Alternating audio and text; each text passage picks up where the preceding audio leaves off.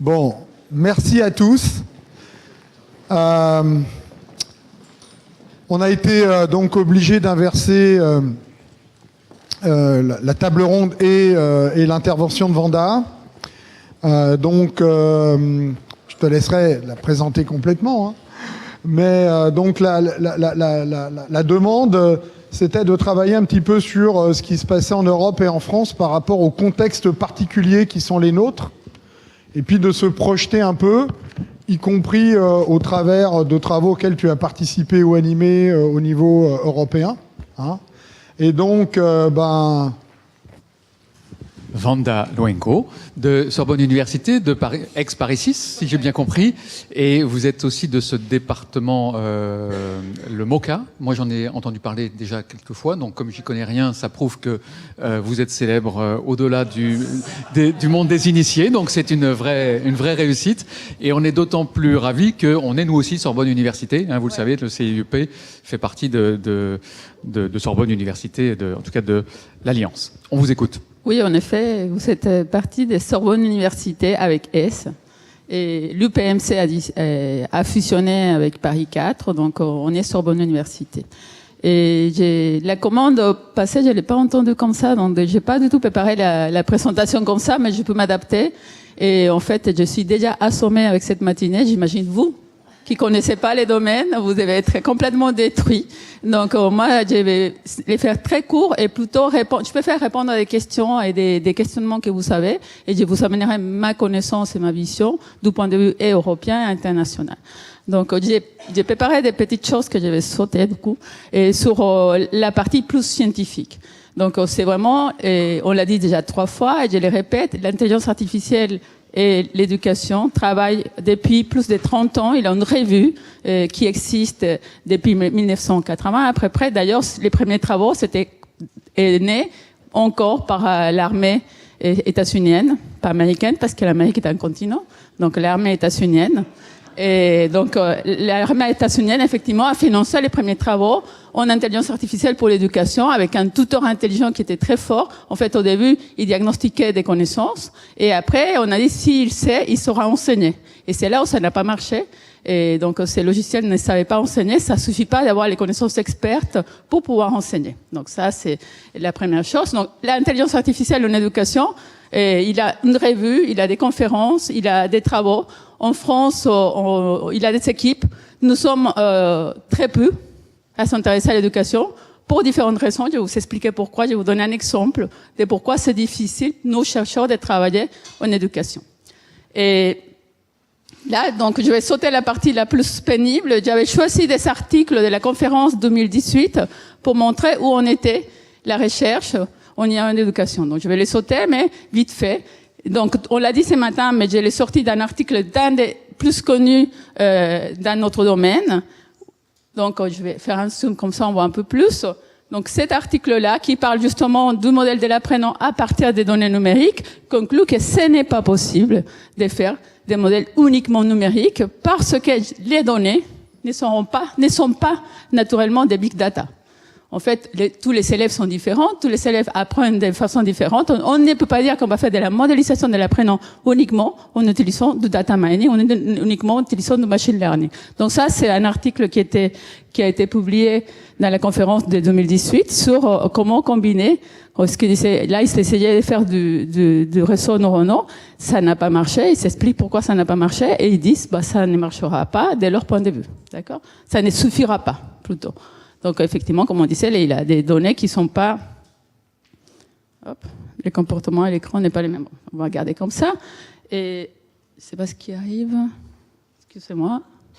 Donc là, c'est plus attention, big data et machine learning en éducation. Les apprenants, on n'a pas 300 000 chats pareil que 300 000 apprenants. Effectivement, la reconnaissance de l'image pour le visage du chat, on arrive à peu près parce qu'il a une variété. Mais si on parle d'erreurs, si on parle des cultures, si on parle de tous les différents caractéristiques d'un apprenant, dire qu'on va trouver des gigaoctets ou téraoctets sur les mêmes apprenants, ce n'est pas possible. Donc attention à ça, attention au piège de dire on a du big data en éducation.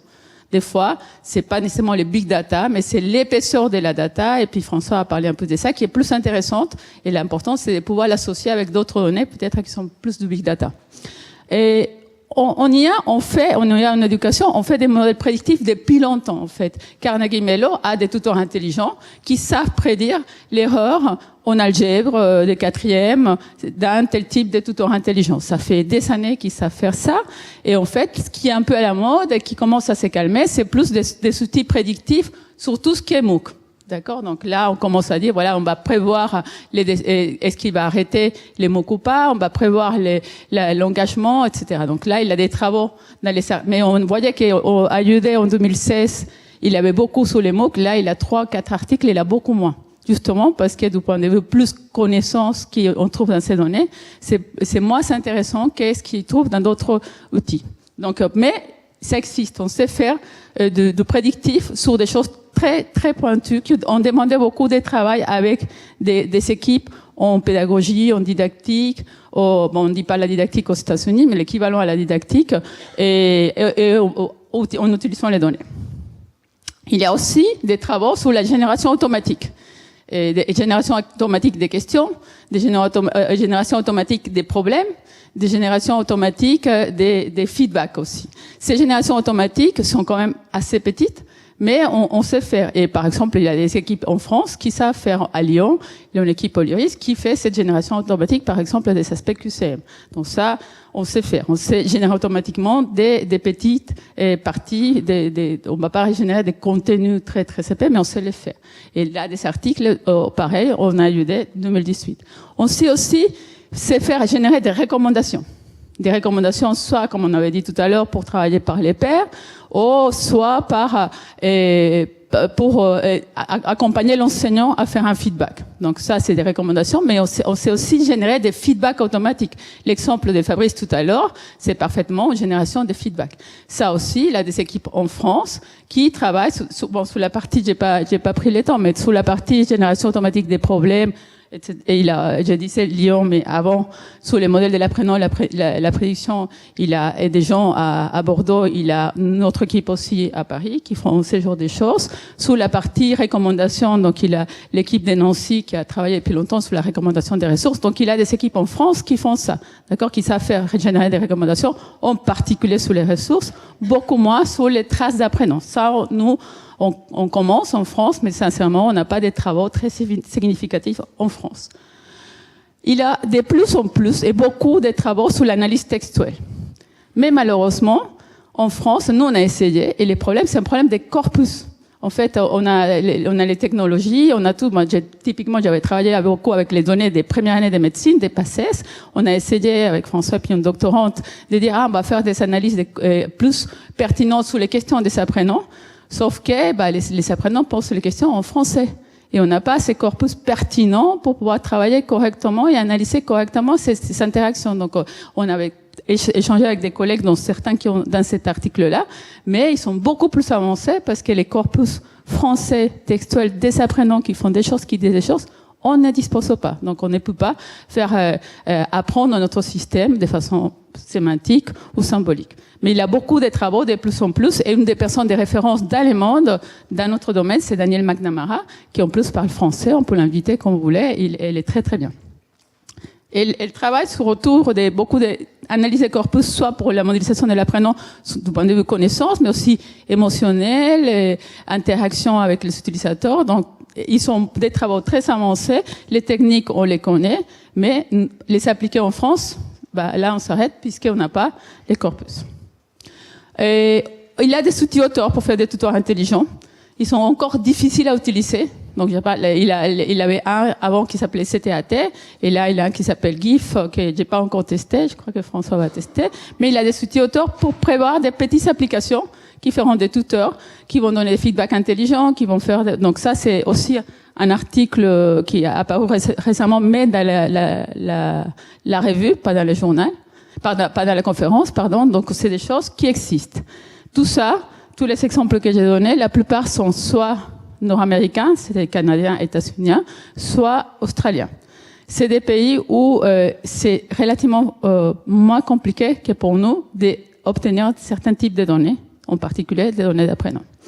Donc moi, j'ai voulu m'attarder, bon là c'est des projets qu'on a, sur soit aussi la robotique, parce qu'on pense que la robotique c'est de l'IA, eh ben non, il a des fois des robots qui sont pas du tout intelligents, mais il a des projets. Par exemple, il a un projet à droite où au lieu les robots apprennent à l'enfant, c'est l'enfant qui apprend au robot. Et donc ça, c'est un projet qui est assez intéressant et qui permet de faire des liens dans l'autre sens, mais qui permet de faire des interactions intéressantes. Et des robots, plus, moi j'ai travaillé beaucoup en chirurgie orthopédique, par exemple, donc l'apprentissage des gestes opératoires à travers l'oculométrie et à travers l'aptique. D'accord? Donc ça, c'est des objets qui existent, qu'on a fait des recherches en France. Donc en France aussi, on fait ce genre de choses. Et la dimension collaborative, là, cette année, en France, on organise CICL. CICL, c'est la conférence la plus connue au niveau international sur les collaboratifs. C'est organisé à Lyon par des collègues lyonnais. Des collègues qui sont en psychologie, en informatique, en IHM, donc interaction machine. Donc, la communauté française est impliquée. D'accord? Ça me permet de dire, avant que j'oublie, que les capsules vidéo dont on vous a parlé tout à l'heure de la TIEF, attention, parce que quand on les a construits, c'était effectivement pour partager des connaissances avec des étudiants de master, mais on était parti sur des objets de type jeu, des serious games. Et donc, ils sont très limités, ces vidéos. Il y a beaucoup de choses qui ont fait dans la communauté qui sont pas dans ces vidéos-là. En fait, attention, typiquement sur les traces, on n'a pas suffisamment eu le temps de faire les vidéos qu'il fallait. Sur l'adaptation, il y a des choses très intéressantes. Sur la partie aussi, outils pour faire des serious games aussi. Mais ce n'est pas tout le travail de notre domaine en France. D'accord? Donc, je voulais vous montrer un exemple qui explique l'intérêt et la frustration en tant que chercheur en France quand on fait de la recherche en intelligence artificielle et l'éducation. Je pars d'un projet, je ne sais pas si on n'a pas les sons. Je vous invite à aller voir ce projet qui s'appelle Lumilo. En fait, c'est un projet qui a gagné les Best Papers de IUD l'année dernière. Et c'est un projet qui utilise tout le travail depuis 20 ans, 30 ans de l'équipe de Carnegie Mellon, qui est pour moi l'équipe la plus avancée en IA pour l'éducation. D'accord? Pour de vrai, parce qu'il a des sciences génériques dont on a parlé, mais des personnes qui se sont intéressées à l'éducation, qui ont traité les problèmes de l'erreur, qui ont traité les problèmes des métaconnexions. Il a traité vraiment les vraies questions en éducation et pas qu'on utilisait l'IA générique pour enseigner, qui est pas pareil. D'accord? Donc là, Lumilo, il fait quoi? D'abord, il va prendre plein de tuteurs intelligents qui existent et qui sont maintenant vendus dans son entreprise, qui est une pépinière de Carnegie, et qui font des petits tuteurs intelligents pour l'enseignement, surtout en mathématiques. J'ai dit tout à l'heure, l'algèbre des quatrièmes, il a aussi, il a plein d'objets qui vont du primaire jusqu'au collège. Ces tuteurs, quand j'ai fait ma thèse, on disait, il faut surtout pas les utiliser en France. Et d'ailleurs, ma thèse, je l'ai fait un peu par opposition à ça. Je vais vous expliquer pourquoi. Parce que les tuteurs intelligents, en fait, ils donnent la solution. L'élève, il fait un pas. Quand il s'écarte de la solution, le tuteur lui dit non, ça c'est incorrect, regarde la solution correcte. D'accord? Et moi qui avais travaillé, donc j'avais travaillé sur c'était l'apprentissage de la géométrie, la démonstration géométrique. Donc j'avais fait un outil intelligent, mais qui donnait pas la solution, qui proposait des contre-exemples, qui faisait très constructiviste, très, voilà, en bas, et vous expliquait pourquoi c'est pas bien, mais sans vous donner la solution. Je suis très fière de ma thèse, mais ma thèse n'est pas utilisée.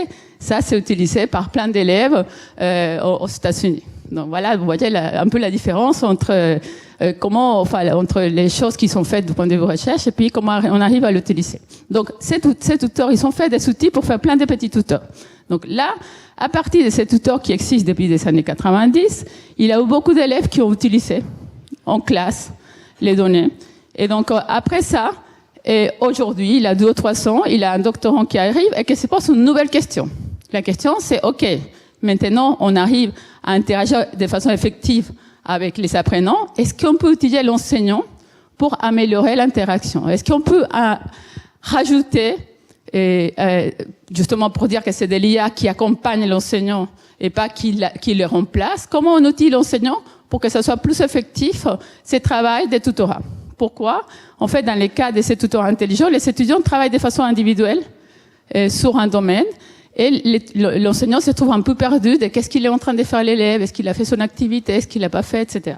Donc, il y a une nouvelle question qui arrive, une nouvelle question des recherches. Et qu'est-ce qu'il fait ces doctorants-là? ces doctorants, d'abord, il fait une conception participative. Donc, il a travaillé avec une vingtaine d'enseignants. Nous, on essaie de travailler avec des enseignants. C'est tellement compliqué. N'est-ce que leur payer l'heure pour travailler avec eux, c'est hyper compliqué. J'ai dû tricher avec les budgets que j'avais pour pouvoir reconnaître le travail des enseignants qui sont au collège, en primaire. Donc, pour vous dire, là, ils ont fait la conception participative avec, donc, ces gens de Pittsburgh et des Carnegie. Et ils ont travaillé avec une vingtaine d'enseignants. C'est pas non plus 1000, hein, mais une vingtaine d'enseignants. Ils ont travaillé sur plusieurs protocoles. Ils sont publiés dans les différentes années de la conférence, donc à l'UD ou STL. Donc, ils ont proposé plusieurs maquettes. Ils sont arrivés à un outil.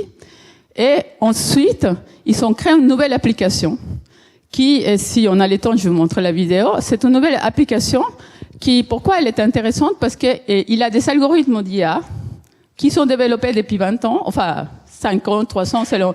Par exemple, là, les élèves travaillent avec des tuteurs. Et il a un algorithme qui s'appelle Game with the System, qui est celui-ci. C'est un algorithme qui a été fait à partir des données des tuteurs intelligents, avec un chercheur qui a travaillé avec ces données, et qui sait calculer si l'apprenant est en train de jouer avec le système, ou s'il est en train vraiment de travailler sur la tâche. Jouer avec le système, c'est je demande pour qu'il me donne la solution. Donc, l'algorithme, il s'est calculé avec un très bon taux de prédictif dans ces environnements-là. Il s'est dit, attention, l'élève, il est en train de jouer avec le système. D'accord? Et donc, pourquoi j'utilise cet exemple? On a les tuteurs intelligents qui ont été créés avec des experts. Il a 10 ans, 15 ans. On produit plein de données. Ces données ont permis à un autre chercheur de faire un algorithme, de les mesurer, de les tester et de calculer la qualité de cet algorithme pour dire oui, je sais calculer si l'apprenant est en train de jouer le système. Cet algorithme-là, il est pris, réutilisé par d'autres chercheurs et intégré dans l'outil. Et puis, maintenant, il y a un nouveau chercheur qui arrive, il dit, je vais utiliser ça pour informer, maintenant, cette fois-ci, faire une interface pour que l'enseignant puisse voir avec ses lunettes Google si l'apprenant est en train de jouer avec le système, si l'autre apprenant a résolu le problème, etc. Donc, on a une application qui utilise la recherche depuis 20 ans dans un laboratoire et qui utilise des étudiants au bon sens, travaille avec des étudiants et des enseignants. Donc, il fait ça. Et il utilise il a plusieurs algorithmes, je donne un exemple, mais il utilise aussi des algorithmes plus intéressants de mon point de vue sur l'erreur. Il va dire là, il a une erreur de tel type, il est probable qu'il fasse telle étape, etc. D'accord? Si l'enseignant, il a ses lunettes, il fait ça, il clique ici, il arrive à quelque chose comme ça. D'accord? Et donc, une nouvelle application qui utilise des résultats précédents dans la recherche, qui sont vraiment utilisés et intégrés par une entreprise. Et enfin, une expérimentation, et là on est nous jaloux, 343 enfants de l'école et là c'était middle school, avec des lunettes, on voit la vidéo, on voit les enfants, on voit les visages, on voit des choses. J'ai essayé de faire ça, ça a été impossible. J'ai réussi avec l'Académie de Grenoble de faire, mais ça nous a mis 1 an et demi. Et les chercheurs n'ont pas envie de passer 1 an et demi à se battre pour qu'on puisse mettre des lunettes dans une classe pour expérimenter des choses qui vont rester en recherche, qui sont peut-être fort intéressantes. Je l'ai fait, mais je ne les referai plus. C'était trop d'efforts. Donc, je vais pas, non, je peux vous raconter ce que j'ai fait, c'était passionnant, mais je ne les refais plus. Et donc, du coup, là, il a travaillé, cet doctorant a travaillé avec 343 élèves dans 18 classes de mathématiques avec 8 enseignants et 4 districts, écoles, etc. Et les résultats, simplement, c'est pour dire, les résultats, c'était mieux, soit il avait les lunettes, soit il avait sa lunette, mais il avait les dashboards dans l'ordinateur, soit il avait rien, et puis la performance de l'élève avec ou sans, etc. Donc, je ne vais pas rentrer dans les détails de la recherche, on peut en discuter après, mais c'est pour vous montrer comment il s'arrive à mettre une itération, et cette itération, donc pour moi, c'est d'abord un terrain expérimental qui s'installe dans la durée, c'est pas en bien 5 minutes on répare. Et c'est très difficile pour nous chercheurs en informatique encore plus, mais nous on est très pluridisciplinaires. Hein. Moi j'ai travaillé avec des gens en sciences de l'éducation, en didactique, etc. J'ai fait ça depuis toute ma vie. Donc les terrains expérimentaux, les itérations, parce que ces résultats-là, c'est pas une seule fois. Ils sont itérés au moins 5 fois. Donc ces itérations, mettre en place expérimentalement avec des terrains, c'est super important pour pouvoir vraiment valider et pouvoir après déployer les données. Donc on a parlé déjà, mais les données intéressantes d'apprentissage, d'activité dès l'apprenant, pas des données uniquement sur les côtés academic learning, c'est-à-dire les absences, etc., qui peut-être sont aussi intéressantes, mais pour nous, en tout cas, pour la partie IA pour l'éducation, sont un petit peu moins intéressantes. Et puis un travail à long terme qui dépend de la capitalisation des résultats et la réutilisation de ces résultats. Et là, c'est là où je voulais comparer par rapport à nous en France. On a fait tout ça, c'est tout ce que je vous ai présenté. Mais on ne sait pas expérimenter correctement ensemble, on ne sait pas capitaliser et surtout on ne sait pas avoir des itérations très longues dans les terrains et qui me paraissent super importantes à en discuter ici puisque justement vous êtes des cadres, des décideurs, donc ça me paraît pour nous, dans mon humble point de vue des chercheuses en IA éducation depuis 20 ans, je vous montre donc les difficultés que j'ai vécues moi, mais que j'ai perçues par mes collègues en France par rapport à ça. Ce n'est pas pareil si on parle de l'Europe. Et certains pays s'en sortent mieux que d'autres. Les Pays-Bas s'en sortent très bien. Ils sont des experts assez importantes, pareil, parce qu'ils sont des itérations. Depuis longtemps, ils font ça. Pour nous, c'est très, très laborieux de faire des itérations, de pouvoir avoir un terrain expérimental stable et fiable à long terme, et puis que ces données sont accessibles. Certaines recherches que j'ai faites, j'ai dû m'engager à effacer les données aux 4 ans après mon expérimentation. Bon, c'est donc du coup assez... j'ai laissé effacer, j'ai respecté, mais c'est quand même bizarre, alors qu'en face, et les collègues, on les donnait depuis... si vous allez sur Datashop, c'est les données de ces tuteurs intelligents, il a donné depuis 1996. Au 94, quelque chose comme ça. Donc, vous voyez, là, on ne leur a pas demandé d'effacer les données il y a 20 ans, et ces données permettent encore de valider les algorithmes prédictifs, etc. Donc, je ne fais pas la ralosse comme il faut des tours en France, comme on aime bien. C'est plutôt se rendre compte pourquoi on arrive à capitaliser, à valoriser, et pourquoi c'est un peu plus difficile en France de les faire. Et donc, pour moi, l'IA en éducation existe et elle sera de plus en plus importante et évidente. Mais bon, effectivement, les soutiens institutionnels qui peuvent être aussi par la base. Donc, impliquer les apprenants, on implique rarement les apprenants dans nos expérimentations. Les enseignants, pour moi, ça paraît, c'est ce qu'ils font, à Carnegie depuis longtemps, avec une partie plus qu'en conception des systèmes, donc pour les ouvrir, développer, évaluer, itérer. Les normes sur les données, donc on en a, là c'était un clin d'œil à Yolène, mais effectivement on n'a pas de normes sur les données, donc c'est un peu, parce que sur les ressources maintenant on sait faire, on sait dire, etc. Mais sur les interactions, c'est vraiment compliqué. Nous on était partis sur LRS tout court, LRS tout court ne suffit pas. Donc, du coup, en tant que chercheur, c'était chouette. Après, dans la vraie vie, quand on veut l'intégrer avec Moodle, etc., ça ne marche plus. Et il a d'autres choses à faire, etc. Donc, si on n'a pas des normes, effectivement, on les attend avec impatience. Mais les chercheurs ne peuvent pas attendre autant. Et puis, les partager aussi les données, mais aussi la partie éthique. Éthique, pas au sens droit, mais au sens chercheur, l'éthique du chercheur, des types d'analyses qu'il est en train de faire. Donc, j'y renvoie sur les mêmes documents dont parlait Serge tout à l'heure, parce que c'est une vision anglaise, c'est des Anglais qui ont fait ça sur comment utiliser l'IA en éducation. Et je préfère qu'on ait un débat au lieu de passer des heures. Donc je vous écoute.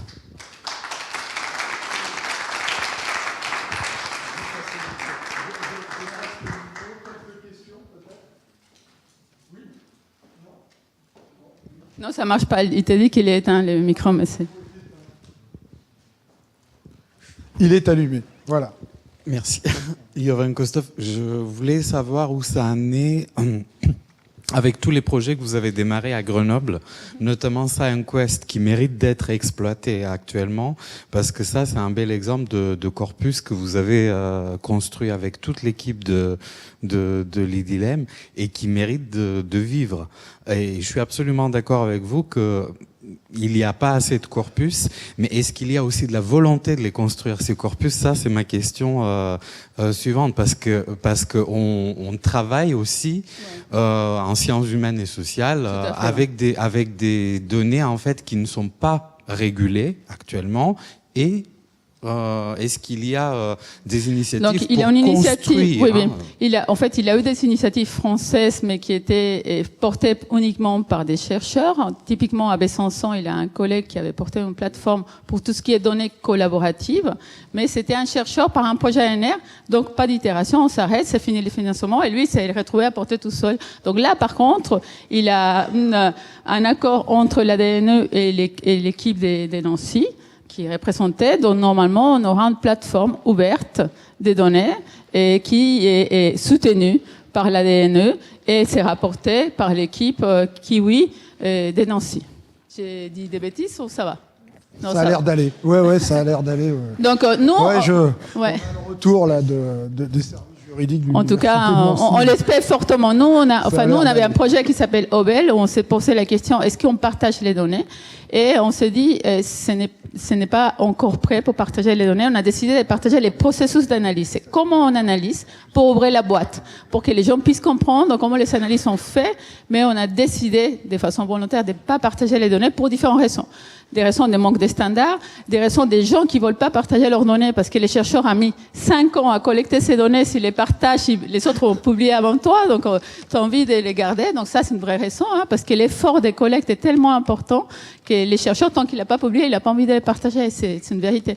Il a aussi les problèmes plus éthiques. Est-ce qu'on était prêt et armé pour partager ces données correctement?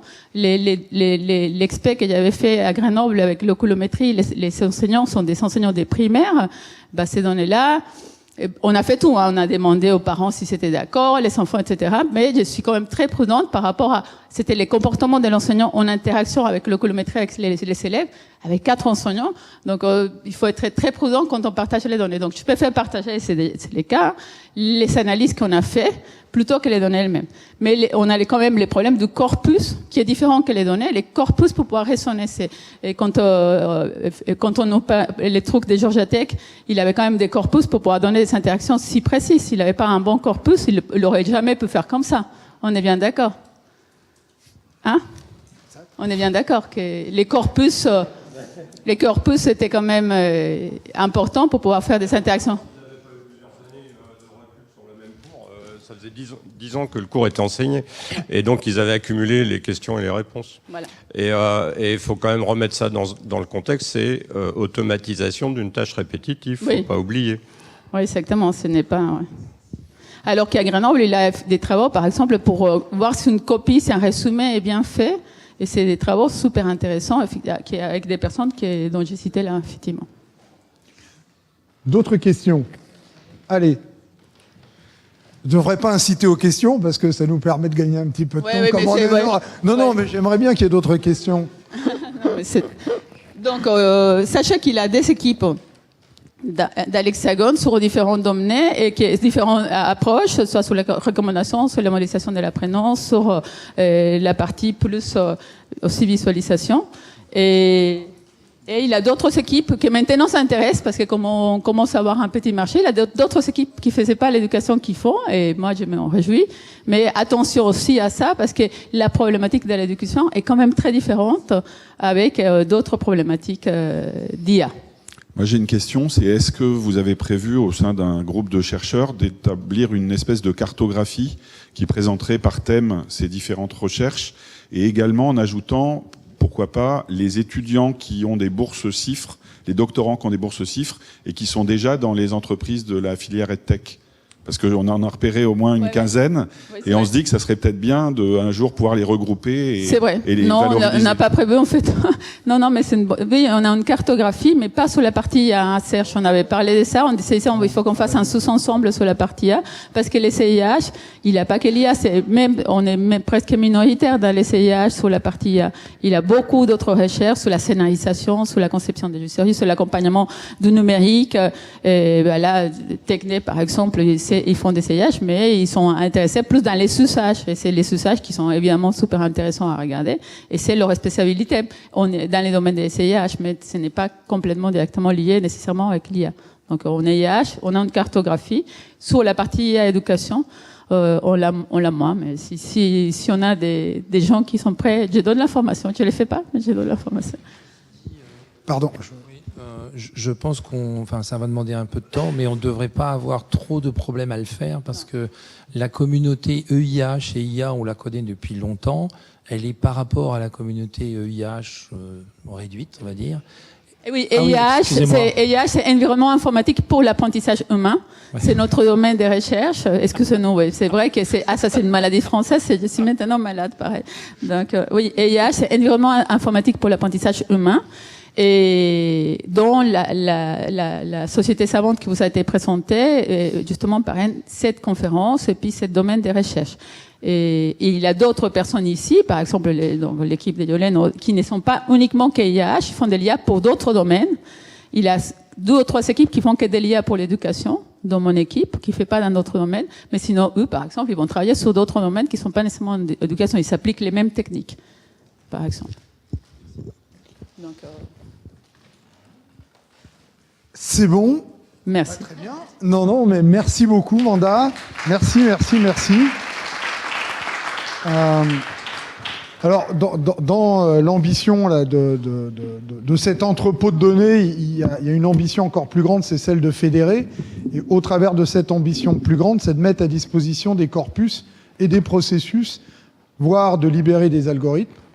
Donc tout ça, c'est le travail à venir. On a la première brique, voilà. On est en train de la construire. Et en fait, on va construire les briques suivantes, j'espère, ensemble.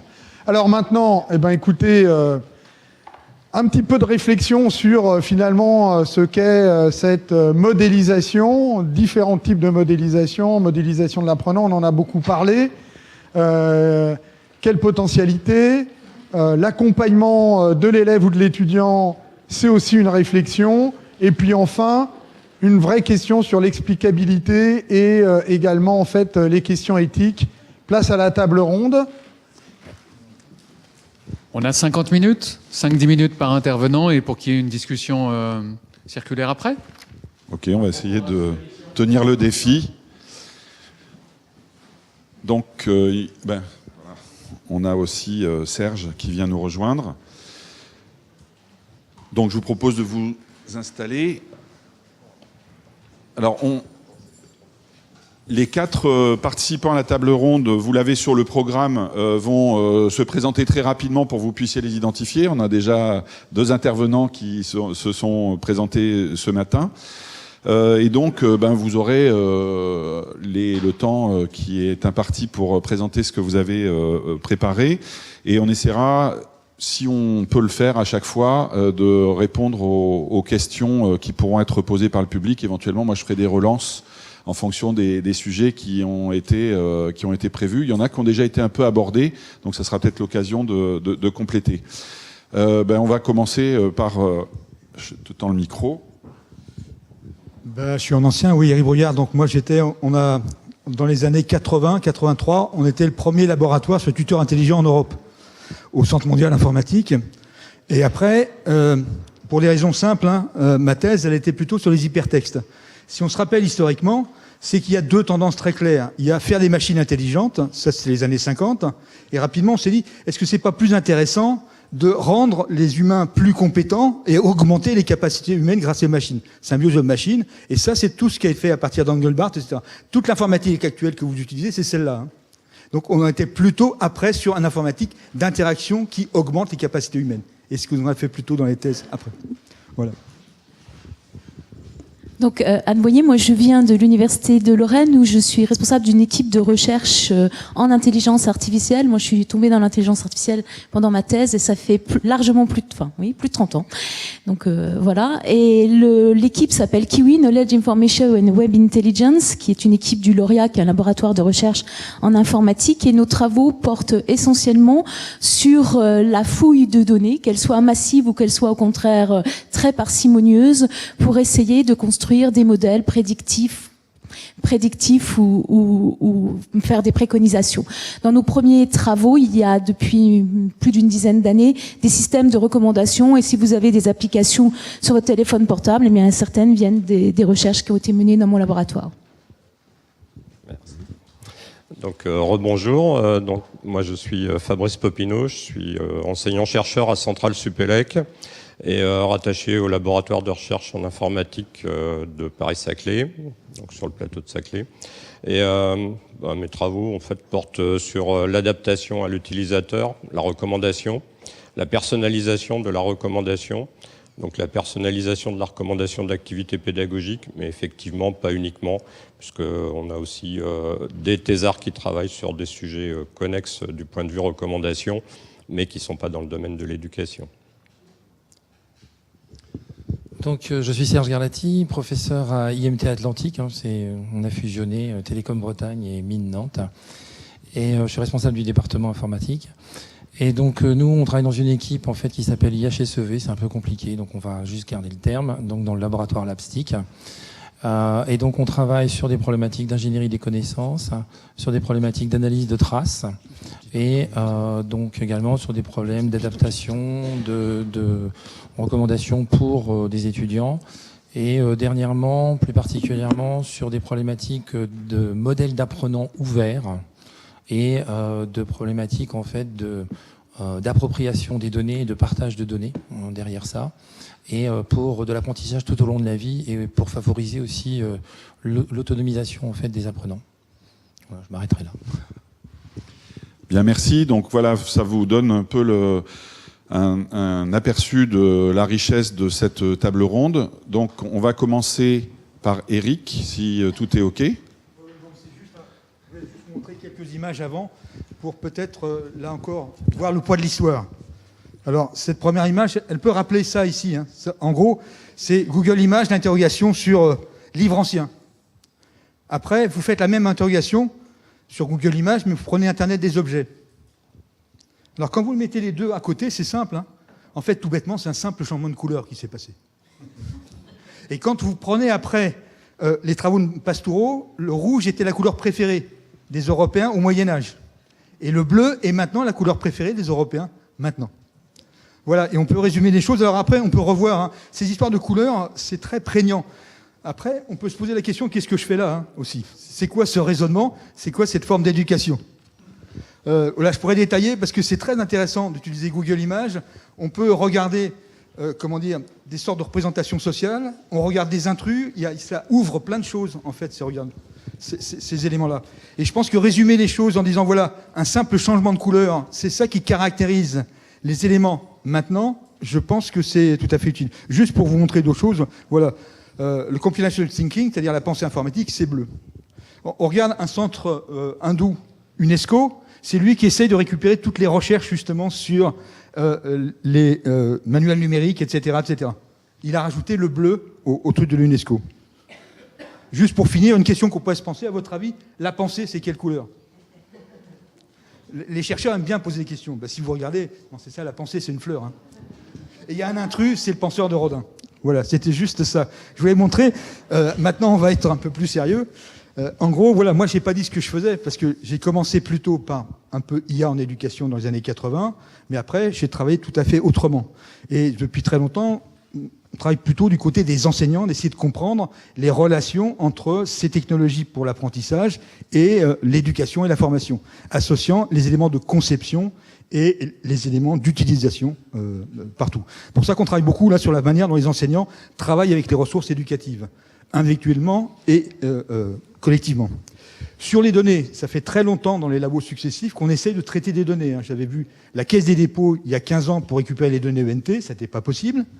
Quand on a fait Vieille-Luc avec le CNDP, on avait expliqué et on avait quelqu'un qui avait exactement montré comment on pouvait récupérer l'ensemble des données. Son modèle n'a pas été utilisé. On a toutes les données de Castor et ça fait quand même 10 ans, dans le laboratoire où j'étais à Steph, qu'on avait des données qu'on faisait circuler un peu partout. Voilà. Donc c'était possible, c'est toujours été compliqué à faire.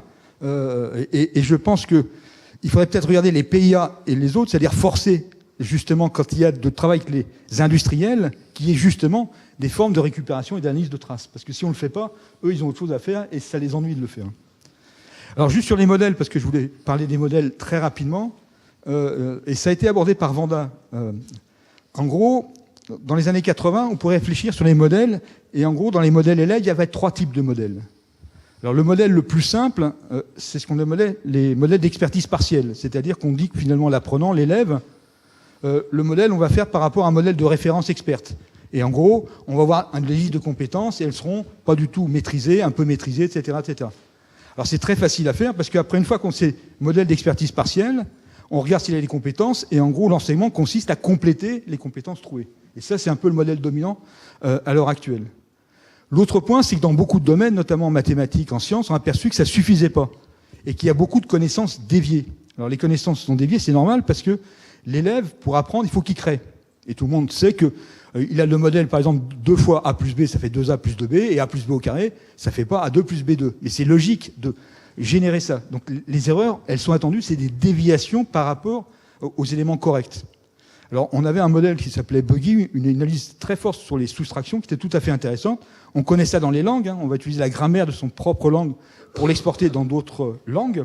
Et en fait, il y a des façons d'attendre tout ça qui sont tout à fait intéressantes. Ça suppose de l'analyse didactique. Sans analyse didactique, sans compréhension des processus qui sont derrière, et justement générer l'anticipation, ça ne marche pas. Alors l'ennui, c'est qu'on s'est aperçu que dans plein de domaines, c'est même pas des déviations de connaissances expertes, ça se marche souvent quand c'est procédural, c'est que finalement les connaissances des élèves, ça n'a rien à voir avec les connaissances des experts. Et là, c'est beaucoup plus ennuyeux. Et ça, on connaît ça par cœur en sciences, on appelait ça les misconceptions, la physique naïve, tous des trucs comme ça. Voilà. Et dans ces cas-là, on ne peut pas faire l'économie de l'étude des conceptions des élèves. Si on fait cette économie-là, si on commence à dire on va les former à acquérir des compétences successives, ça ne marchera jamais. Ça veut dire, effectivement, ça a bien été dit tout à l'heure, il y a une correspondance, il y a un lien à trouver entre des analyses qui sont plutôt informatiques, des analyses didactiques qui sont sur les processus mêmes et sur les connaissances qui sont à acquérir. Et je crois que c'est cette liaison-là qui est intéressante. On ne l'a pas assez fait. Alors les données, pour finir, on en avait avec le service militaire. Hein. Il y a beaucoup de travaux qui jouaient sur toutes les données récupérées pendant les 3 jours. Et ça se faisait historiquement. Maintenant qu'il n'y a plus de service militaire, on n'a plus ces données massives qui étaient quand même une bonne partie de la population masculine française. Voilà, on manque de ça, mais on l'avait. Bah oui, je sais. Oui, je sais, ça, tout à fait d'accord. Mais au moins, il y avait déjà ça. Maintenant, on n'a plus l'ensemble de ces données. Voilà, en gros, ce que je voulais vous dire rapidement, c'était ça. Et je pense que c'était pour rebondir ce qui a été fait ce matin. Merci. Anne, peut-être compléter avec d'autres illustrations, d'autres modèles qui sont déjà utilisés dans les travaux que vous conduisez ?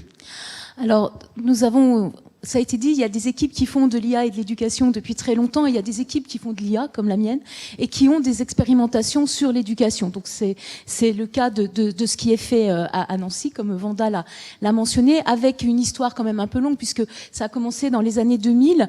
On fait de la fouille de données, donc ce que nous récupérons, ce sont des corpus avec des traces d'interaction d'un humain avec un service, quel qu'il soit, pour essayer de voir bien si on peut modéliser son comportement, mais plus intéressant, si on peut expliquer son comportement, c'est-à-dire savoir quels sont les facteurs qui déclenchent à un moment donné une réaction, une attitude ou un succès ou un échec éventuellement. Et puis on va faire de la prédiction, savoir si on veut l'accompagner vers quoi il va, et éventuellement donc de la préconisation si on a un objectif qui a été identifié, soit parce qu'il a été dit clairement par l'utilisateur, soit parce qu'il a été estimé a priori à partir des informations qu'on a pu collecter. Et on avait travaillé sur des traces d'usage de ressources éducatives libres, qui étaient mises à disposition dans une communauté du domaine de la physique. Et la question qu'on s'était posée, les enseignants avaient des modèles en tête de l'usage qui était fait de leurs ressources et du parcours des élèves à l'intérieur de ces ressources. Et on avait pris ces corpus de données et on avait essayer de modéliser ce qu'on a réussi à faire, et on avait pu exhiber des profils qui étaient complètement différents de ceux que les enseignants avaient imaginés. Donc les enseignants ont pu s'en emparer et retravailler ensuite à partir de ça.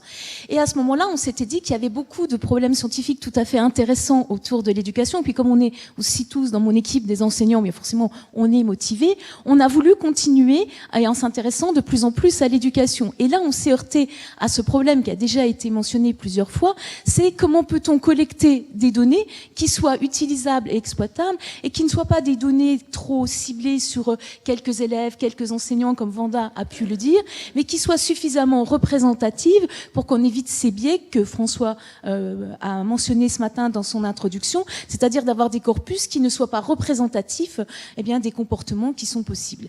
Et donc à partir de là, le problème s'est montré très complexe. Obtenir des données, ça n'est pas simple.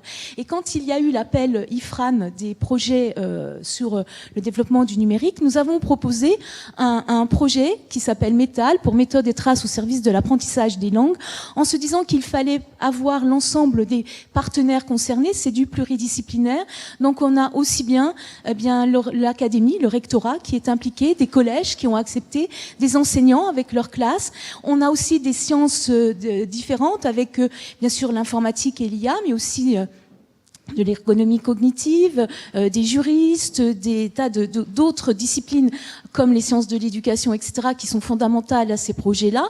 Et le projet, il est ciblé autour de 2 axes. Premier axe, apprentissage des langues vivantes, avec la capitalisation d'un certain nombre de travaux qui étaient menés au sein du laboratoire dans d'autres équipes sur l'apprentissage des langues, avec peut-on avoir un coach personnalisé pour apprendre la prononciation d'une langue étrangère. Dans quelques temps, vous en aurez un pour l'allemand et un pour le français pour les étudiants, pour les élèves qui viennent de l'autre côté.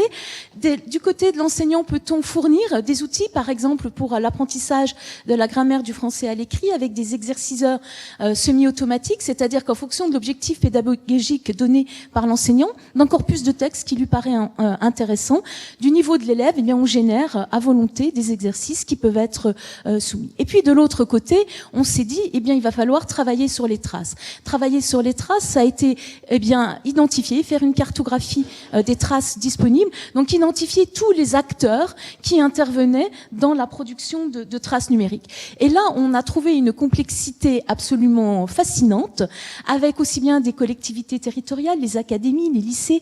Je suis dans une région avec plusieurs, il y a la Lorraine est composée de plusieurs départements, avec des solutions différentes, avec des organisations différentes, et on s'est dit, c'est très compliqué, donc il faut fournir un cadre à la fois technique, à la fois éthique et à la fois légal, qui permettent de collecter ces données. Donc c'est un travail qui a été mené. Donc on a un LRS Metal, qui question de LRS Learning Record Store, pardon.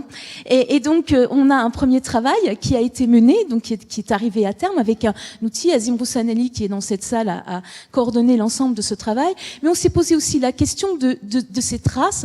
Qu'est-ce qu'on a le droit de faire? Qu'est-ce qu'on peut en faire? Avec un travail avec le laboratoire Dante de l'UVSQ, l'Université Versailles-Saint-Quentin, et avec également Célia Zolinski, donc qui intervient aussi à la CNIL. Et l'idée, c'était de se dire, quand je vais vous parler de n'importe quel aliment bio, si vous achetez de la viande, vous avez la traçabilité de votre viande depuis des générations pratiquement sur les animaux. Et quand on parle de traces dans notre domaine, il n'y a rien. Peut-on produire quelque chose qui soit un environnement équivalent, donc qui soit la traçabilité des données? Si je vous fournis mes données, qui va les utiliser? Pourquoi faire? Est-ce que, etc., etc. Donc ces questions-là ont été abordées. Il va y avoir un certain nombre de documents qui ont été produits. Il y a une charte éthique. C'est une question de confiance autour de l'usage qu'on peut faire. Et puis de l'autre côté, si je peux encore ajouter, on s'intéresse, nous, notre savoir-faire, à mon équipe, c'est avant tout de produire des algorithmes de fouille de données pour faire de la modélisation. Donc on s'est dit qu'il fallait travailler sur des outils, mais pour avoir une expérience, je vous l'ai dit, un peu longue dans l'IA, l'idée c'était que ces outils soient utilisables, donc acceptables par les utilisateurs. Donc nous avons travaillé à la fois avec des enseignants, et nous allons le faire maintenant avec des élèves, autour des outils qui seraient dans le domaine de l'analyse des traces d'apprentissage pertinents pour eux. Donc des focus group, avec, nous avons eu pour l'instant une douzaine d'enseignants qui ont travaillé sur ce qu'ils aimeraient avoir comme indicateurs, mesures, visualisation, etc. Et puis, je terminerai en disant que ces algorithmes, eh bien, pour les concevoir, on est amené à se poser des questions éthiques aussi. Et que nous avons, dans le cadre du partenariat de Metal, travaillé sur faire de l'éthique by design. C'est plus seulement de la privacy, mais de l'éthique, en se posant d'abord, eh bien, quelles sont les valeurs qu'on veut défendre et comment s'assurer que les algorithmes qui vont être produits vont respecter ces valeurs et les servir. Donc, c'est tout un travail qui se fait. Je ne vous ai parlé que d'un projet. Nous en avons bien d'autres. Claudio a indiqué qu'il y avait notamment un projet autour avec le ministère sur ces questions de données, en particulier parce que, ayant eu tellement de mal à collecter des données, et je pense que j'ai entendu que c'était un sujet partagé, l'idée a été de se dire, eh bien, concevons ce qu'on a appelé le projet Lola, un laboratoire ouvert sur les learning analytics, avec l'idée de se dire, il faut partager avec la communauté recherche, mais pas forcément exclusivement, avec des entreprises qui le souhaitent chaque fois que ça sera possible, de manière à partager des corpus, à construire des corpus qui soient d'une autre envergure, à ne pas les envisager que sur une discipline ou que sur un type d'application, et à les partager ensemble en réglant tous les aspects. Et puis, comme on parle de données, eh bien, il y a des algorithmes qui sont produits. Je suis dans un domaine où l'open est au cœur de tout. Donc, fournissons aussi des algorithmes et un environnement dans lequel chacun pourra venir plugger ses algorithmes pour tester sur les corpus et se benchmarker, ou en sens inverse, eh bien, apporter des données et tester des algorithmes. Le projet a 1 an et on est très confiant. Toujours optimiste. Merci Anne. Avant de donner la parole aux collègues, juste apporter 2 précisions. Une, il a été question de projet IFRAN. Donc, il y a d'autres projets IFRAN qui travaillent sur les traces d'apprentissage. Il y a celui de Besançon qui utilise Matador. Donc, on est sur de l'entraînement au calcul mental, donc qui est également un des projets. Et il y a le projet de Clermont-Ferrand aussi, qui travaille sur des traces d'apprentissage avec des algorithmes d'intelligence artificielle. Et j'en ajouterai un 4e, puisque c'est nous qui travaillons dedans, c'est l'Inhumaine. Et cette fois-ci, on s'intéresse aux enfants en maternelle. Donc, travailler sur aussi l'équité par rapport à l'apprentissage des différentes littératies. Et alors, il y a sur le partage de données, non, parce que c'est assez compliqué. Alors là, il y a aussi toute une autre question qui est la question de la relation avec les entreprises, puisque quand il y a des projets dans lesquels il y a des entreprises, il y a des clauses de confidentialité qui sont imposées et qui font que souvent, puisque par design, on ne conçoit pas, ces appels à projets n'ont pas été conçus pour que ça soit de la science ouverte, donc ça amène un certain nombre de limites. Mais j'apporte aussi un complément, puisque tu as évoqué la question de l'éclatement des données et des relations avec les entreprises. C'est vrai qu'actuellement, on fait tout un travail d'intermédiation, on va dire, avec des équipes de R&D d'entreprises.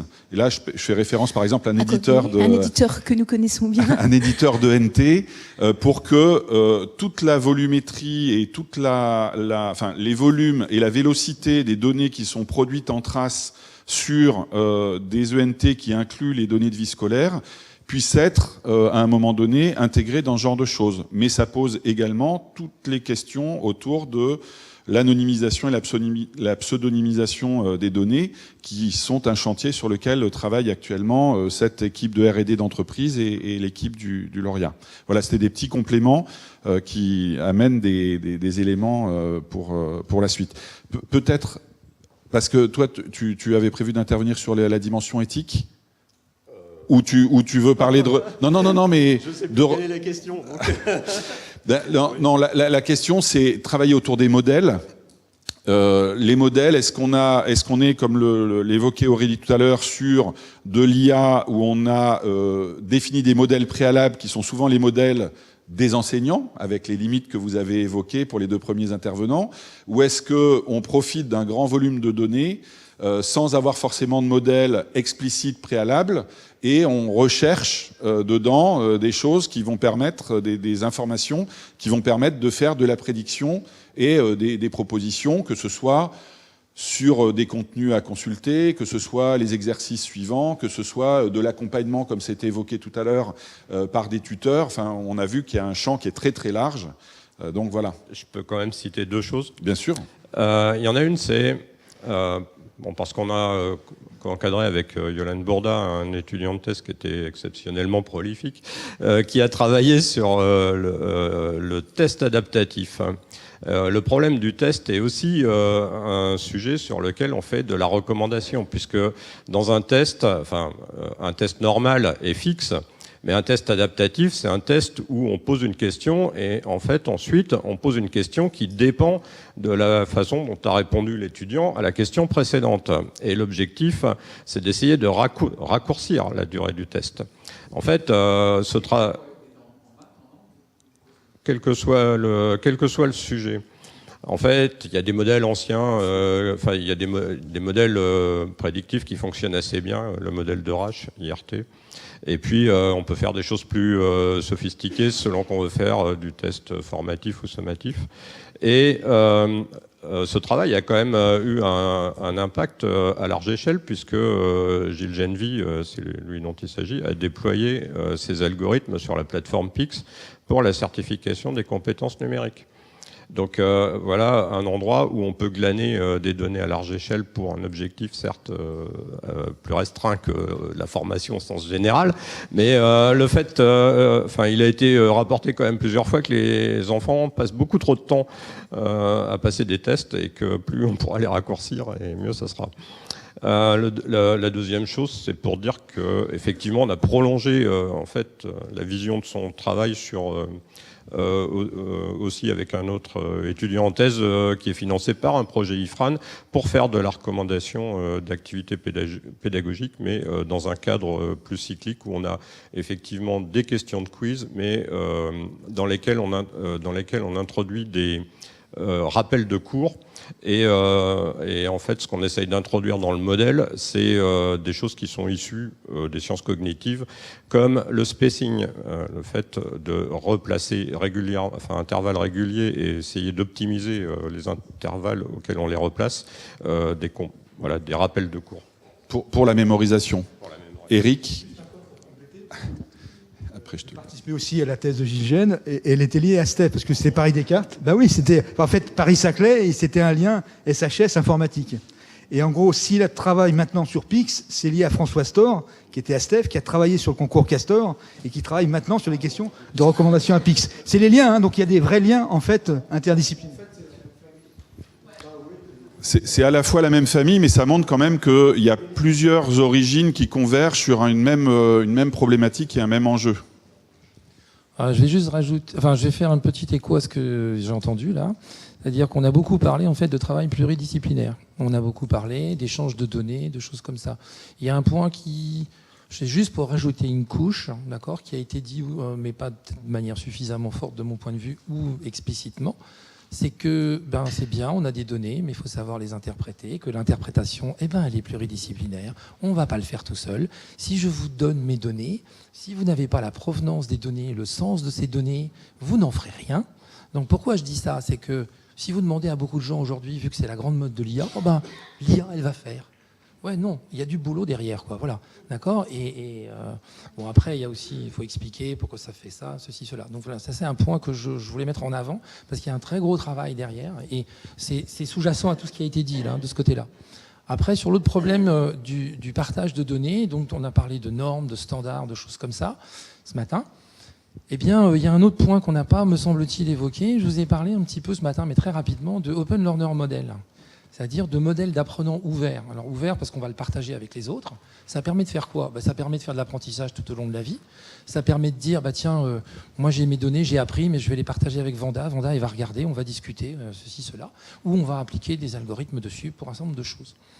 Mais derrière ça, il y a quoi? Il n'y a que moi apprenant. C'est-à-dire apprenant tout au long de la vie, de 5 ans à je sais pas combien, 77 ou plus maintenant, plus quand même. Eh bien, je devrais posséder mes données. Je devrais me les approprier et je devrais autoriser Pierre, Paul ou Jacques à y accéder parce que je veux travailler avec des experts de tel domaine, parce que je veux faire un nouveau cours. Ouais. Aujourd'hui, si je prends un exemple en dehors de l'apprentissage, j'ai un abonnement 10 heures pour la musique. J'ai décidé de passer sur Tidal, bon ok, parfait. J'ai dû recommencer toutes mes catégories, j'ai dû tout refaire mes classements, parce que toutes mes données, tout ce que j'avais stocké, toutes mes préférences, c'était parti. Je ne peux pas les récupérer. Et donc, je pense que pour les apprenants, il y a le même problème. Et parce que ce problème-là, il n'est pas uniquement, de mon point de vue, l'apprentissage à l'école, en primaire, secondaire, université, mais c'est plus tard. C'est-à-dire, c'est la formation continue, c'est quand on est en entreprise et qu'on veut acquérir de nouvelles compétences, ainsi de suite. Et donc, on a le même problème d'interopérabilité, de partage et d'éthique et de données privées. Donc ça, c'est quelque chose qui a été un peu évoqué tout à l'heure par Yolène quand elle parlait des différents standards et des normes. Il y a actuellement des travaux qui cherchent à normaliser ou à standardiser justement cet élément-là. C'est-à-dire qu'est-ce qu'on conserve des traces principales et des éléments de profil et qui peuvent être éventuellement réinjectés dans d'autres dispositifs quand on change, simplement on passe du primaire au secondaire, du secondaire à l'université, de l'université à la vie professionnelle, pour quand même conserver à titre personnel des éléments de ses parcours, de ses cursus. Donc il y a des travaux qui sont dans ce domaine-là, avec plusieurs initiatives. Est-ce que vous avez des questions à poser dans la salle après ce premier passage autour des différentes approches qui sont en cours, ou des questions sur des projets qui existeraient, ou peut-être l'articulation entre ces projets de recherche et des projets d'entreprise?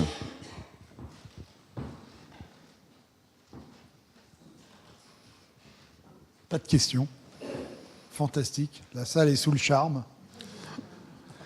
Alors, peut-être donner des exemples concrets de réalisations qui sont en cours, on en a eu des exemples avec Pix, par exemple, qui est un bel exemple d'un réinvestissement d'un sujet de recherche dans le sujet. Tout à l'heure, on a eu des exemples, Vanda nous montrait des exemples de ce qui se faisait dans des universités ou des projets qui sont de la R&D avancée, c'est plus que de la recherche, c'est du développement de projets. Est-ce que dans vos expériences, vous avez déjà des actions qui ont été des recherches qui aboutissent à de la réalisation de prototypes fonctionnels avec l'idée d'un déploiement en grand?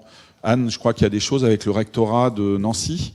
Alors, dans le cadre du projet que j'ai mentionné, il y a effectivement des choses. J'ai parlé de l'exerciceur semi-automatique pour l'apprentissage de la grammaire écrite. Il est fonctionnel. Il va être, alors je peux pas vous donner des résultats parce qu'il va être testé en situation réelle avec des élèves.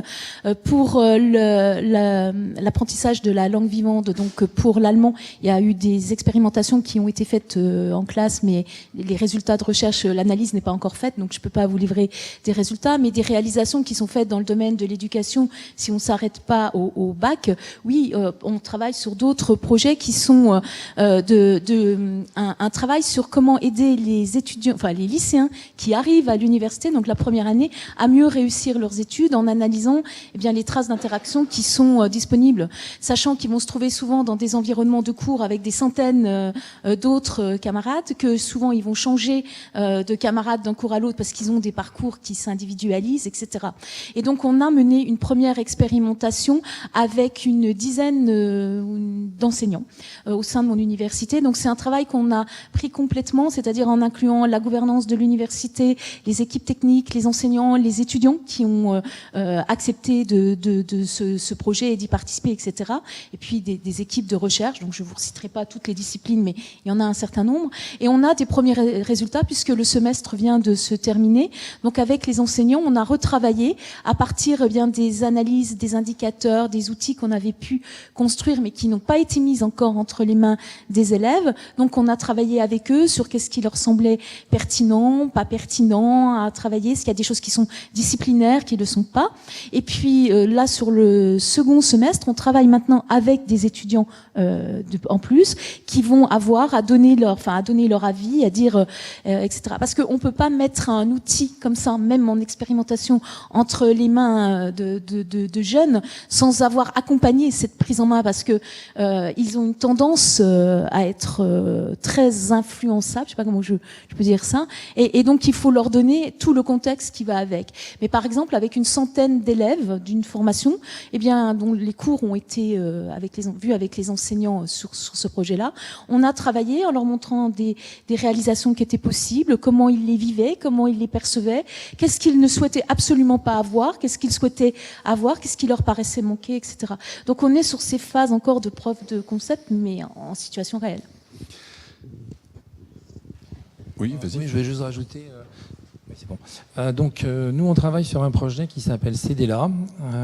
Donc, c'est un projet, en fait, qui est un projet du Labex Common Labs, où on travaille sur des problématiques d'open learner model, d'autonomisation des apprenants et de confiance.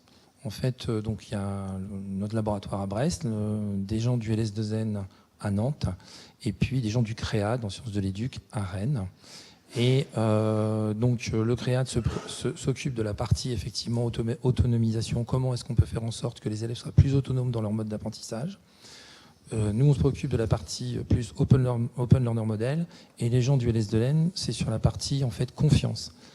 Donc derrière, c'est de l'ingénierie des connaissances.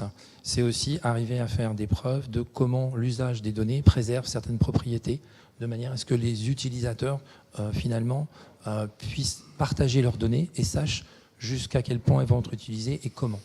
Et derrière, l'idée, c'est que en fait, chacun a son propre espace avec ses données.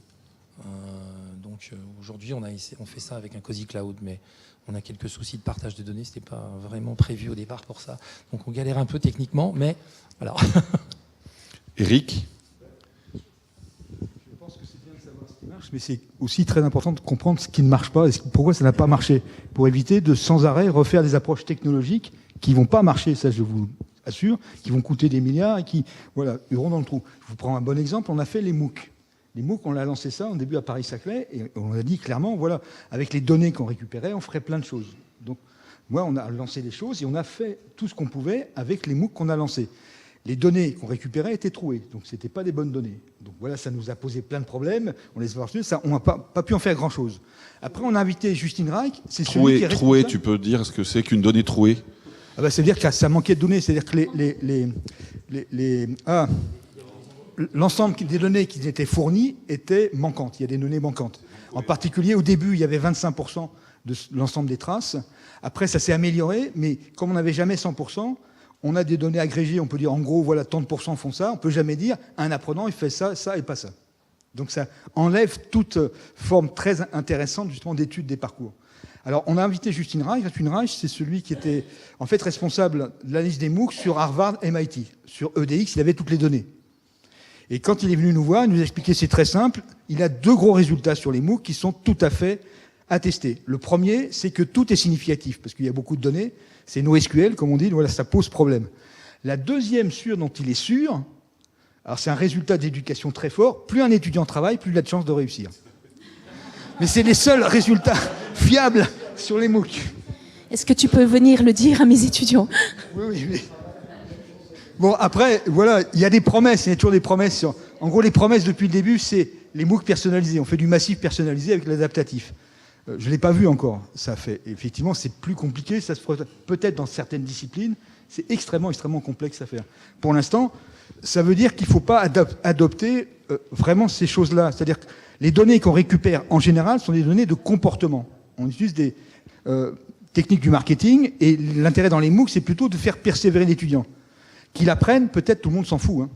En gros, ce qui compte, c'est qu'ils restent sur les plateformes. Donc beaucoup de plateformes, leur problème, c'est celui-là. C'est d'étudier la persistance. Ben oui, c'est la persistance et l'abandon. Et là, il y a plein d'algorithmes prédictifs qui sont très bons. C'est très bon. Mais on ne sait pas s'il apprend ou pas. Et ça ne les intéresse pas beaucoup.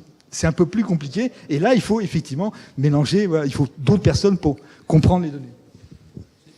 Je vais juste rajouter un petit point, en fait. En Angleterre, ils ont fait une plateforme MOOC, en fait, qui s'appelle Future Learn, qui a été faite par l'Open University.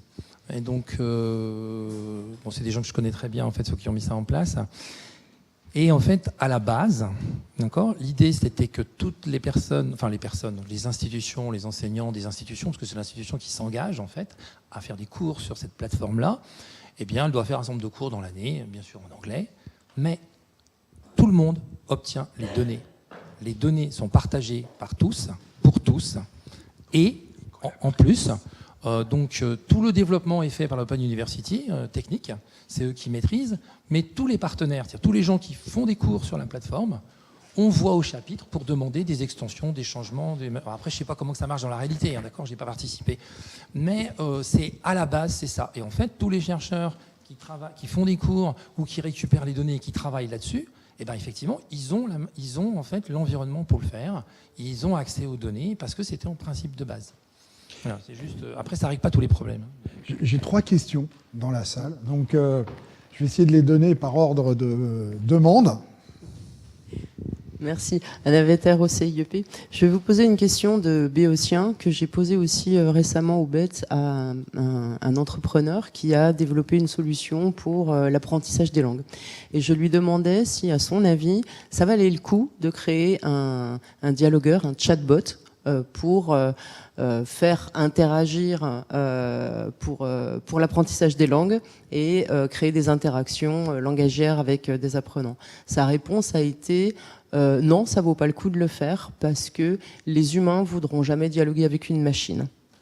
Donc cette question, j'aimerais vous la poser à vous qui êtes spécialiste de l'IA et qui n'êtes pas forcément spécialiste de l'apprentissage des langues. Avez-vous un avis sur ce sujet?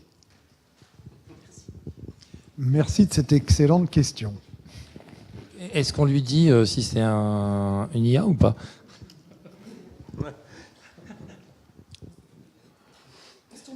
Ouais. Il en faut un. Fabrice, il en faut un. Ces réponses définitives, elle est définitive à l'instant T. C'est des choses qui peuvent évoluer, déjà selon les régions du monde. Ça ne sera pas les mêmes comportements, les mêmes a priori. Ensuite, pas avoir envie de discuter avec un chatbot, je serais certainement pas aussi tranché sur. Le problème, c'est un rapport entre l'investissement et ce qu'il espère y gagner. Tant que ses concurrents le feront pas, il le fera pas. L'autre chose, c'est vous avez quand même des assistants personnels aujourd'hui qui sont commercialisés. C'est des choses qui seront probablement amenées à se diffuser. Alors je dis pas qu'il y aura pas des réticences, je sais pas, mais je serais pas aussi tranché sur le sujet. D'abord là. Je peux apporter un élément de réponse, puisqu'il y a une revue de littérature qui a été publiée par des universitaires néerlandais en décembre, et on les mettra en référence sur le site web du CIEP. Ils ont analysé 33 papiers qui sont des papiers evidence-based, donc c'est vraiment de la recherche telle qu'on souhaite la voir se développer dans ce domaine-là, et qui analysent toutes les phases et les domaines d'apprentissage des langues avec des robots. Et il y a des résultats quand même qui sont plutôt intéressants et qui m'inciteraient à dire que la réponse de ce fabricant n'est pas forcément très pertinente si on veut s'appuyer sur la recherche. Une deuxième question. Voilà, Nicolas Marquez, je suis à la délégation Relations internationales.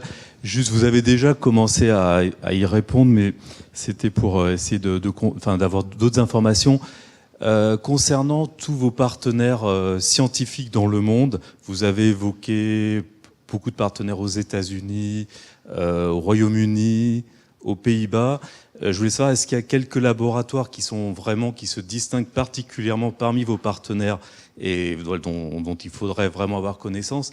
Là, je parle aussi en tant que béotien sur le sujet, donc c'est peut-être très évident pour beaucoup de l'audience ici.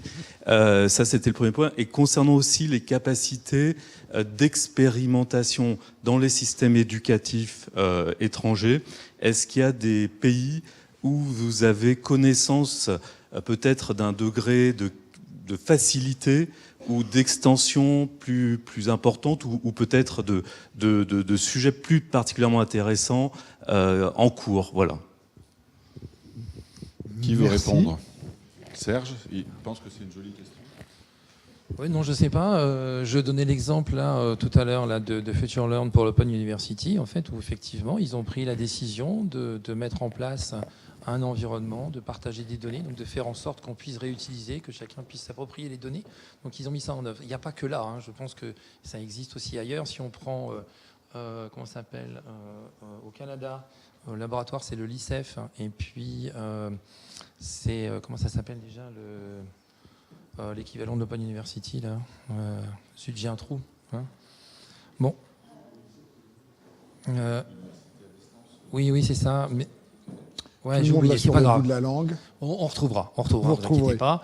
En fait, eh bien, là, c'est pareil, le laboratoire et cette université ouverte, ils travaillent ensemble depuis très longtemps.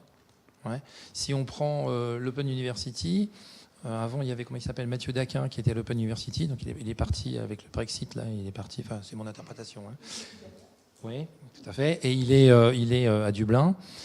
Eh bien, en fait, l'Open University n'a pas pour objet de faire, entre guillemets, de l'argent ou du bénéfice, mais quand même d'équilibrer, entre guillemets, ses comptes. Et les étudiants payent pour accéder à ces cours à distance. Eh bien, si un étudiant s'en allait, en cours d'année, il perdait 600 livres. Et donc, quand Mathieu a commencé à traiter les données, d'analyser les données pour effectivement prévoir qu'un étudiant éventuellement était en difficulté ou qu'il fallait l'aider, eh ben, ils ont fini au bout d'un moment par financer parce qu'ils se sont dit, oui, ben là, effectivement, on a intérêt à le faire. Donc, alors, mes réponses sont un peu détournées, hein, mais bon. Anne ? Je vais dire que usuellement la recherche travaille en réseau et cette recherche autour d'IA éducation travaille en réseau international. Donc je pense que sur chacun des points, on est capable d'identifier des laboratoires qui sont pertinents, voire des expérimentations qu'on monte conjointement. Je vous ai parlé de métal. Moi, je viens donc d'une région frontalière, la Lorraine. Il y a l'Allemagne de l'autre côté, entre autres. Il n'y a pas que, mais il y a l'Allemagne. Et donc, les expérimentations qui sont faites sur l'apprentissage de l'allemand par les élèves français, eh bien, l'objectif est aussi, c'est prévu dans le projet, de faire la même expérimentation avec des collèges allemands pour l'apprentissage du français. C'est pour ça que j'ai parlé des 2 langues qui sont menées. On construit comme ça des projets d'échange. Il y en a un autre avec Berlin et avec Tallinn et d'autres pays comme ça. Chacun a développé dans son environnement éducatif spécifique des modèles. Et l'idée, c'est de les confronter et d'expérimenter des modèles d'un pays dans un autre pour voir ce qui pourrait être des invariants et ce qui n'en serait pas.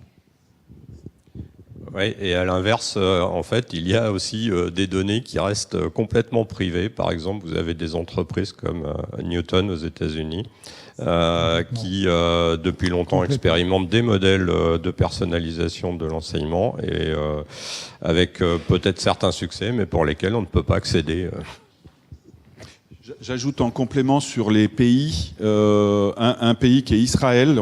Il a été rapidement évoqué tout à l'heure.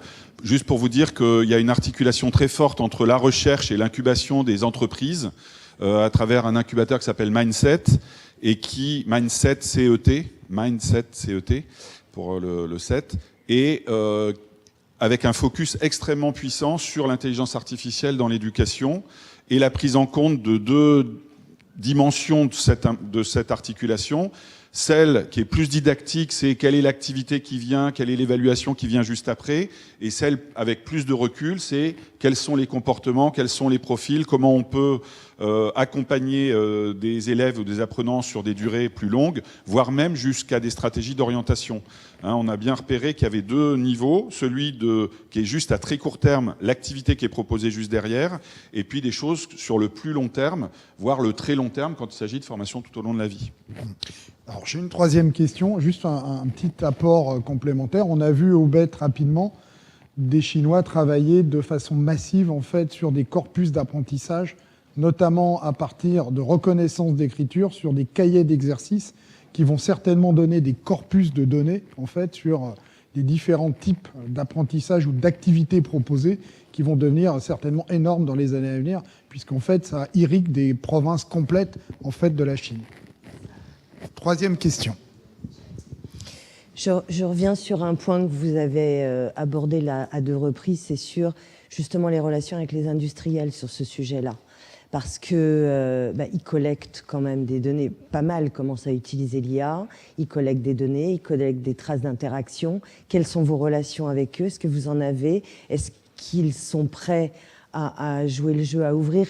Comment vous pouvez ou pouvez pas travailler avec eux aujourd'hui?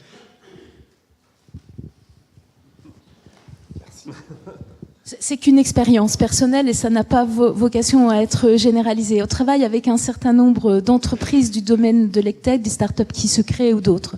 Les relations, c'est toujours quelque chose de complexe. Tant ils ont leurs données, on va de faire un certain nombre de travaux scientifiques avec eux, ils vont pouvoir l'exploiter, tout se passe très bien.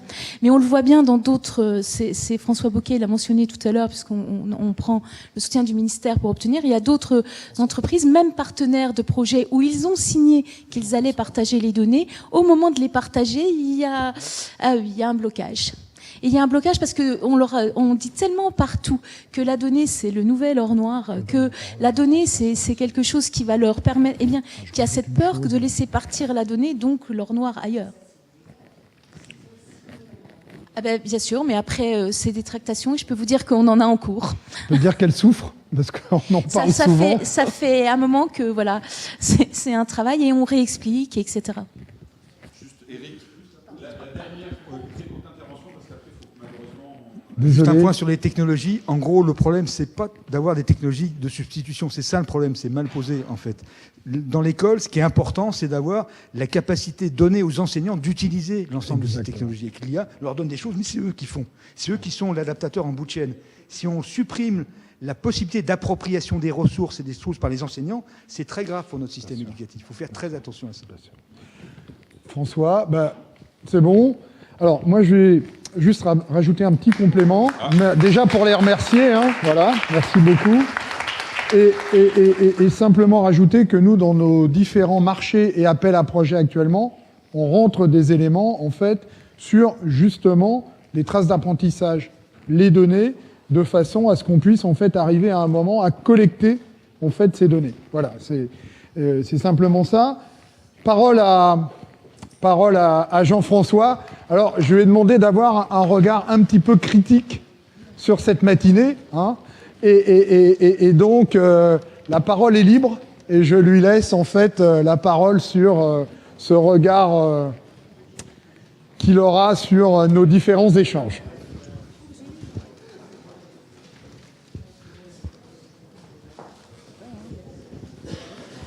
Bien, bonjour, merci de l'invitation. Je dois d'abord commencer, j'ai pris des notes, puisqu'évidemment, contrairement à mes collègues, je ne pouvais pas préparer mon intervention avant, donc j'ai pris des notes pendant. Je ne suis donc pas l'auteur, d'abord il faut le dire, je ne suis pas l'auteur de l'intitulé de mon intervention dans le programme. Donc j'assume et je remercie encore une fois Claudio de cette mission difficile. Donc ça s'intitule « Ce que nous n'aurions pas dit », mission impossible. D'autant plus, et je vais commencer, puisque l'impertinence est possible, par dire que vous auriez pu écrire ce que nos amis informaticiens n'ont pas encore dit. Ma première remarque impertinente, c'est que depuis ces matins, se succèdent à la tribune des chercheurs en informatique. Alors qui, on l'a vu, on l'a entendu, tous, ou presque tous, ont fait un pas vers d'autres disciplines, travaillent avec d'autres laboratoires que des laboratoires qui sont les leurs. Bon, ça c'est ma première petite remarque. Ensuite, donc c'est ni complet, ni... je crois que je vais enfoncer quelques portes ouvertes en fait, et dire quelques naïvetés. Donc j'en ai retenu 6 qui sont des éléments en réaction de ce qui a été dit depuis ce matin. La première chose, c'est, j'aimerais parler une seconde, puisque je n'ai pas beaucoup de minutes, une seconde de créativité. Parce que la première image de cette journée, pour ceux qui étaient là au moment de la présentation de la première image sur l'écran qui est derrière moi, eh bien, il y avait une photographie d'un robot qui cherche à entrer, comme le font les petits-enfants, comme on le propose aux petits-enfants, des cylindres dans des orifices circulaires et des cubes dans des orifices carrés. Et donc là, il y a quand même une sorte de portée analogique de la robotique et sans doute de l'intelligence du robot, là, pour qu'il apprenne lui aussi à réaliser ce genre de tâches. Moi, ça me gêne un peu, à vrai dire, parce que je trouve que c'est une vision assez conformiste et analogique de l'intelligence artificielle et au-delà, bien sûr, conformiste de l'éducation. Et que moi, je trouve que ça serait intéressant si l'intelligence artificielle nous aidait à accompagner nos enfants, nos élèves, pour qu'ils réussissent, ce qui n'est pas tout à fait évident, à faire passer des cubes dans des trous ronds et à passer des cylindres dans des trous carrés. Et là, peut-être on n'a pas du tout entendu cette dimension pas du tout, très peu évoqué cette dimension de créativité. Et on a plutôt, en tout cas le ressenti, c'est plutôt parler d'efficacité, d'automatisation, de rationalisation.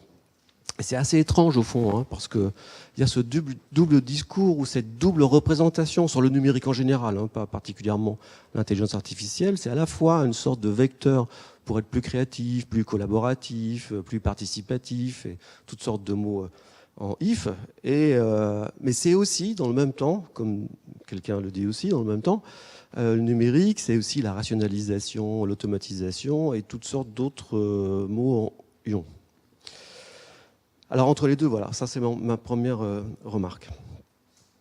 Deuxième, elle est liée, c'est la question du sens et de la finalité, qu'on n'a pas évoquée, ou alors de façon extrêmement sectorielle, la finalité. Il y a beaucoup de promesses qui sont évoquées ici, et ça a été dit dès l'introduction, ce sont des promesses qui doivent être reliées aux ambitions que nous avons pour l'éducation. Donc c'est un potentiel, finalement, qui nous appartient de réaliser pour que nos ambitions adviennent. Mais alors, évidemment, on le fait avec aussi, on en parle avec une certaine naïveté, qui est évidemment liée au fait que beaucoup de promesses, il y a beaucoup de réalisations déjà, mais on entend beaucoup de promesses, beaucoup de choses qui pourront se faire, qui vont se faire. Et on parle du futur au présent, c'est toujours difficile de parler du futur au présent. Quand on est chercheur, on ne parle pas du futur, bien sûr, on ne peut parler que du présent, voire du passé. Le futur, c'est difficile. Pourtant, c'est un domaine scientifique où on parle beaucoup de prédictivité. Et ce qui est aussi quand même, je crois, un point d'attention à avoir. Alors, on aimerait bien, moi je suis à la fois chercheur, je suis à la fois aussi citoyen, moi j'aimerais bien quand même qu'on puisse et je sais que c'est pas possible, qu'on puisse me tracer une feuille de route de ce que l'intelligence artificielle pourrait apporter dans l'éducation, dans les différentes dimensions de l'éducation et des systèmes éducatifs, des institutions éducatives, les aspects pédagogiques, les aspects aussi administratifs. Alors, je sais bien que c'est pas possible et que tout s'invente au fur et à mesure du temps qui passe. Mais on a quand même besoin de se fixer des perspectives qui sont des finalités. Alors là, j'ai deux questions. Je ne pense pas qu'on va pouvoir y répondre. C'est quel est le lien entre ce qui se décide aujourd'hui à l'Assemblée nationale et ce qui se discute aujourd'hui dans cette salle? Ça m'a frappé, cette concomitance-là de temps, dans deux lieux proches.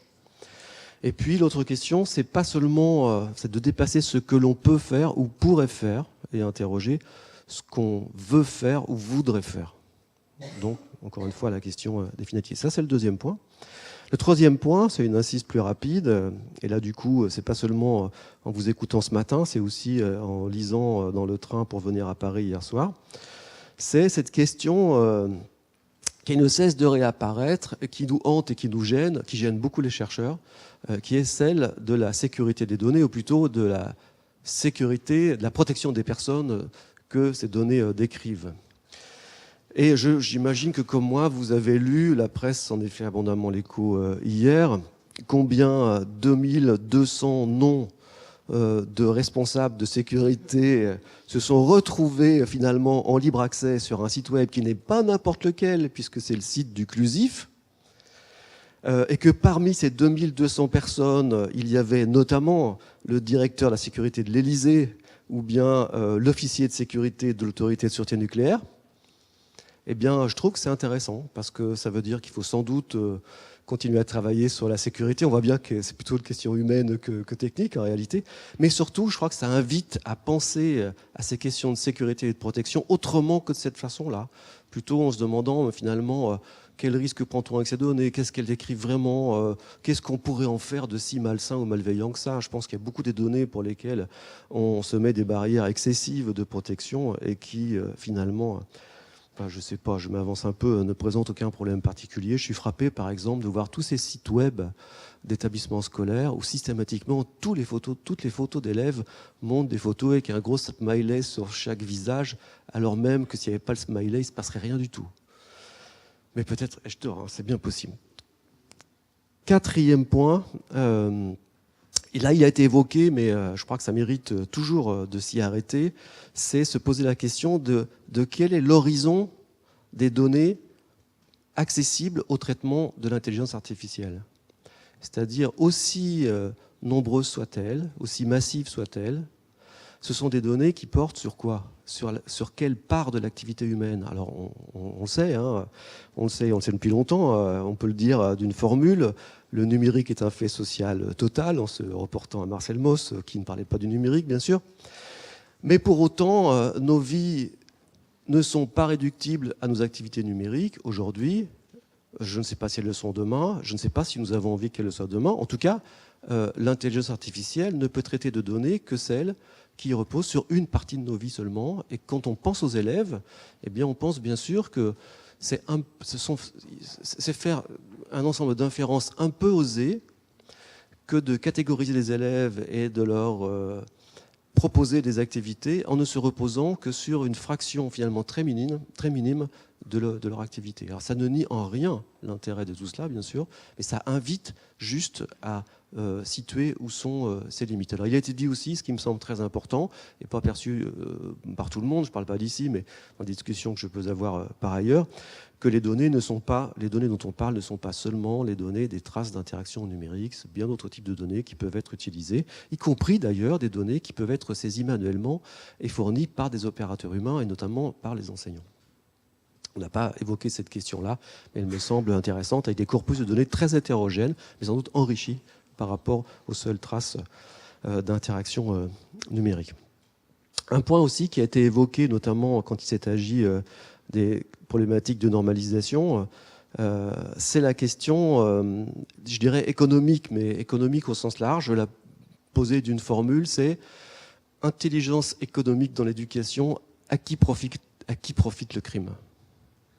Alors ça renvoie aussi aux finalités.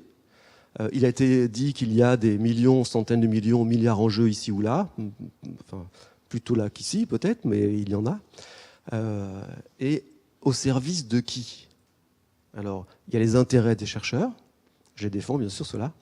Il y a les intérêts des élèves et de leurs familles, enfin les intérêts de la population, je dirais, il y a l'intérêt des institutions et l'intérêt des entreprises et peut-être d'autres que je ne liste pas ici.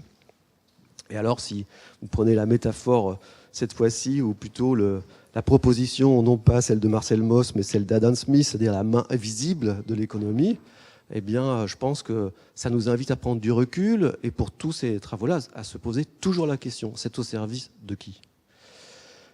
Et je peux vous renvoyer là à un épisode récent et un peu problématique, pour ne pas dire douloureux, c'est à qui profite l'équipement assez massif des élèves de collège avec des tablettes tactiles.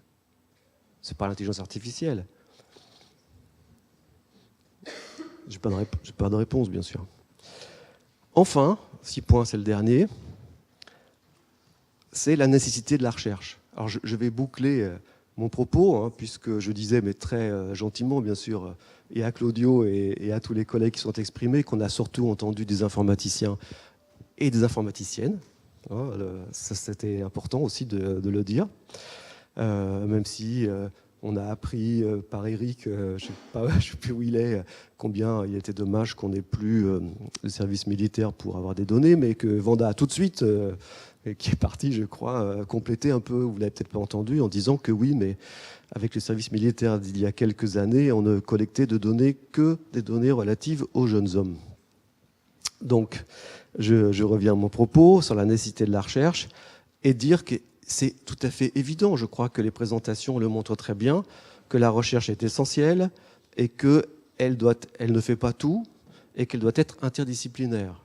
Et pour revenir à mon propos sur les informaticiens, que j'aime beaucoup, et il y en a dans mon laboratoire, et on travaille avec plusieurs des laboratoires des collègues qui se sont exprimés ce matin, je crois que c'est un petit peu comme la sécurité des données, il ne faut jamais confier sa vie seulement à un spécialiste.